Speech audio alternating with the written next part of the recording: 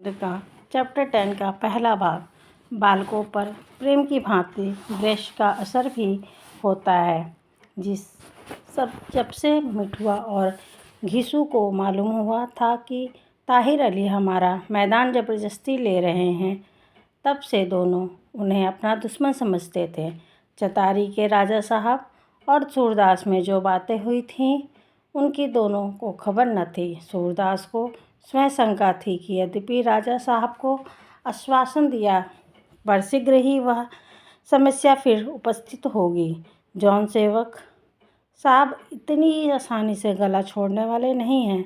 बजरंगी नायक राम आदि भी इसी प्रकार की बातें करते रहते थे। मिठुआ और घीसू इन बातों को बड़े प्रेम से सुनते। देशागिन और भी प्रचंड होती थी। घीसू जब भैंस लेकर मैदान जाता तो जोर जोर से पुकारता, देखें कौन हमारी ज़मीन लेता है, उठाकर का ऐसा पटकूंगा कि वह भी याद करे, दोनों टांगे तोड़ दूंगा। कुछ खेल समझ लिया है। वह जरा था भी कड़े दम कुश्ती लड़ता था। बजरंगी खुद भी जवानी में अच्छा पहलवान था। घीसू को वह शहर के पहलवानों की नाक बना देना चाहता था, जिससे पंजाबी पहलवानों को भी ताल ठोकने की हिम्मत न पड़े। दूर दूर जाकर दंगल मारे लोग कहें यह बजरंगी का बेटा है। अभी से घीसू को अखाड़े में भेजता था। घीसू अपने घमंड में समझता था कि मुझे जो पेंच मालूम है उनसे जिसे चाहूँ गिरा दूँ। मिठुआ कुश्ती तो न लड़ता था, पर कभी कभी अखाड़े की तरफ जा बैठता था। उसे अपनी पहलवानी की डिंग मारने के लिए इतना काफ़ी थी। दोनों पर ताहिर अली को कहीं देखते तो सुन सुनाकर कहते, दुश्मन आता है, उसका मुंह काला। मिठुआ कहता, जय शंकर, कांटा लगे न कंकर, दुश्मन को तंग कर। घीसू कहता, बम भोला, बैरी के पेट में गोला, उससे कुछ न जाए बोला। ताहिर अली इन छोकरों की छिछोरी बातें सुनते और अनसुनी कर जाते। लड़कों के मुंह क्या लगें, सोचते कहीं ये गालियां दे बैठे तो इनका क्या बना लूँगा। वे दोनों समझते डर के मारे नहीं बोलते और शेर हो जाते। घीसू मिठुआ पर उन पेचों का अभ्यास करता जिनसे वह ताहिर अली को पटकेगा। पहले यह हाथ पकड़ा, फिर अपनी तरफ खींचा, तब वह हाथ गर्दन में डाल दिया और अंगड़ी लगाई। बस चित मिठुआ फौरन गिर पड़ता था और उसे इस पेच को अद्भुत प्रभाव को विश्वास हो जाता। एक दिन दोनों ने सलाह की, चलकर मियाँ जी के लड़कों की खबर लेनी चाहिए। मैदान में जाकर जाहिर और जाबिर को खेलते हुए के लिए बुलाया और खूब चंपत्ते लगाई। जाहिर और घीसू का जोड़ था, लेकिन घीसू अखाड़ा देखे हुए था। कुछ दांव पेच जानना ही था। आन की जान में जाहिर को दबा बैठा। मिठुआ ने जाबिर की चुटकियां काटनी शुरू की। बेचारा रोने लगा। घीसू ने जाहिर को कई घिस्से दिए। वह भी चौंध दिया गया जब देखा कि यह तो मार ही डालेगा, तो उसने फरियाद में मचाई। इन दोनों का रोना सुनकर नन्हा सा साबिर एक पतली सी टहनी लिए अकड़ता हुआ पीड़ितों के सहायता करने आया और घीसू को टहनी से मारने लगा। जब इस शास्त्र प्रहार का घीसू पर कोई असर न हुआ तो उसने इससे ज़्यादा चोट करने वाला बाण निकाला। घीसू पर थूकने लगा। घीसू ने जाहिर को छोड़ दिया और साबिर के 2-3 तमाचे लगाए। जाहिर मौका पाकर फिर उठा और अब की ज़्यादा सावधान होकर घीसू से चिपट गया। दोनों में मन युद्ध हुआ। आखिर घीसू ने उसे फिर पटका और मुक्के चढ़ा दी। जाहिर को जब रोने के सिवा कोई उपाय न सूझा तो वो निर्बलों का अंतिम आधार है। तीनों की आर्तध्वनि माहिर अली के कान में पहुंची। वह इस समय स्कूल जाने को तैयार थे। तुरंत किताबें पटक दी और मैदान की तरफ दौड़े। देखा तो जाबिर और जाहिर नीचे पड़े हाय हाय कर रहे हैं और साबिर अलग बिलबिला रहा है। कुल नेता का रक्त खौल उठा। मैं सैयद, पुलिस के अफसर का बेटा, चूंकि के मोहिर का भाई, अंग्रेजी के 8वें दर्जे का विद्यार्थी, यह मूर्ख उज्जड़ आहिर का लौंडा, इसकी इतनी मजाल कि मेरे भाइयों को नीचा दिखाए। घिसू के एक ठोकर लगाई और मिठुआ के कई तमाचे। मिठुआ तो रोने लगा, किंतु घिसू चिमड़ा था।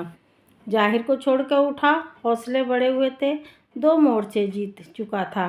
ताल ठोककर माहिर अली से भी लिपट गया। माहिर का सफ़ेद पजामा मैला हो गया। आज ही जूते में रोगन लगाया था, उस पर गर्द पड़ गई। सांवरे हुए बाल बिखर गए। क्रोधमंत होकर घिसू को इतनी जोर से धक्का दिया कि वह 2 कदम पर जा गिरा। साबिर, जाहिर, जाबिर सब हंसने लगे। लड़कों की चोट प्रतिकार के साथ ही गायब हो जाती है।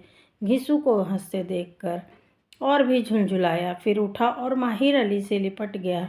माहिर ने उसका टेंटुआ पकड़ा और जोर से दबाने लगे। घिसू समझा अब मरा, यह बिना मारे न छोड़ेगा। मारता क्या न करता। माहिर के हाथ में दांत जमा दिए, 3 दांत गड़ गए, खून बहने लगा। माहिर चिल्ला उठे, उसका गला छोड़कर अपना हाथ छुड़ाने का यत्न करने लगे, मगर घिसू किसी भांति न छोड़ता था। खून बहते देखकर भाइयों ने फिर रोना शुरू किया।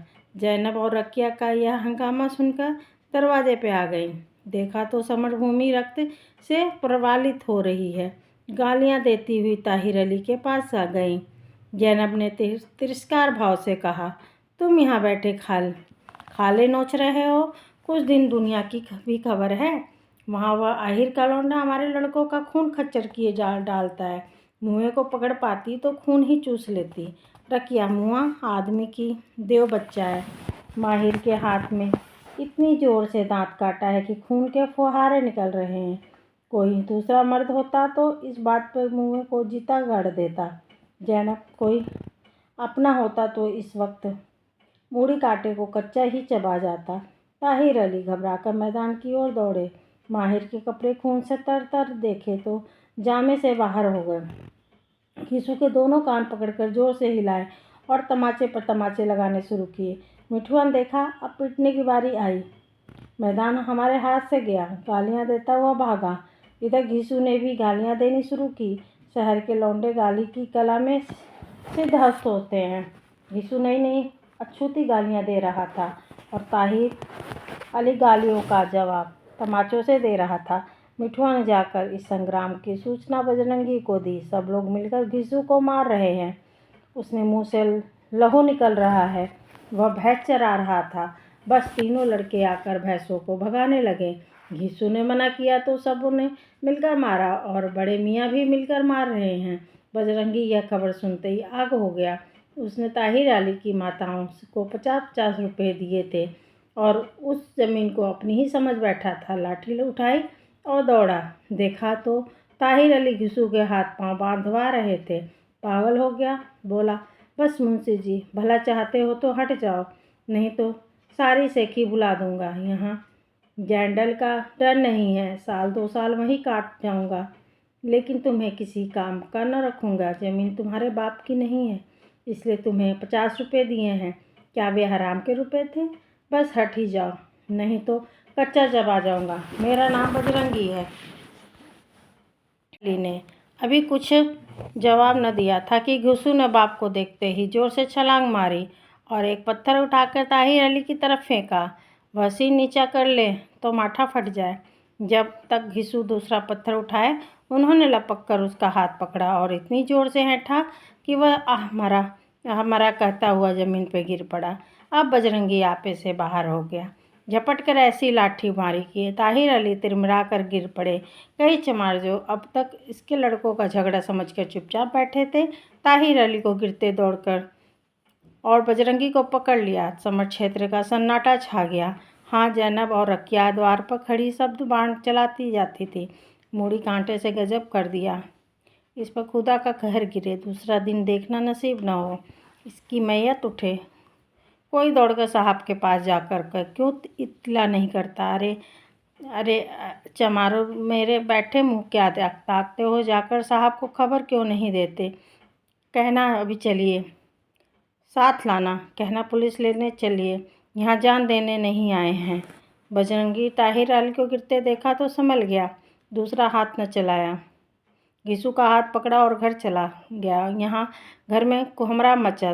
2 चमार जान जॉन सेवक के बंगले की तरफ गए। ताहिर अली को लोगों ने उठाया और चारपाई पर लाद कर कमरे में लाए। कंधे पर लाठी पड़ी थी, शायद हड्डी टूट गई थी। अभी तक बेहोश थे। चमारों ने तुरंत हल्दी पीसी और उसे गुड़ चने में मिलाकर उनके कंधे में लगाया। एक आदमी लपक कर पेड़ के पत्ते तोड़ लाया तो 2 आदमी बैठकर रोने लगे। जैनब को रकिया को ताहिर अली की मरहम पट्टी करने लगी। बेचारी कुलसुम दरवाजे पर खड़ी हो रही थी। पति की ओर उससे ताका भी न जाता था। गिरने से उसके सिर में चोट आ गई। लहू बहकर माथे पर जम गया था। बालों में लटें पड़ गई थीं, मानो किसी चित्रकार के ब्रश ने रंग सूख गया हो। हृदय से सूल उठ रहा था, पर पति के मुख की ओर ताकते ही उसे मूर्छा सी आने लगी थी। दूर खड़ी थी, यह विचार भी न मन में उठ रहा था कि सब आदमी अपने दिल में क्या कहते होंगे। इसे पति के प्रति जरा सा भी प्रेम नहीं। खड़ी तमाशा देख रही है। क्या करूं? उनका चेहरा न जाने कौन कैसा हो गया है। वही चेहरा जिनकी कभी बलाएं ली जाती थी, मरने के बाद भयावह हो जाता है। उसकी ओर दृष्टिपात करने के लिए कलेजों को मजबूत करना पड़ता है। जीवन की भांति मृत्यु का भी सबसे विशिष्ट आलोक मुख वही पड़ता है। ताहिर अली की दिन भर की सेक बांध हुई चमारों ने की तरह दौड़ धूप की, मानो उसका कोई अपना इष्ट मित्र है।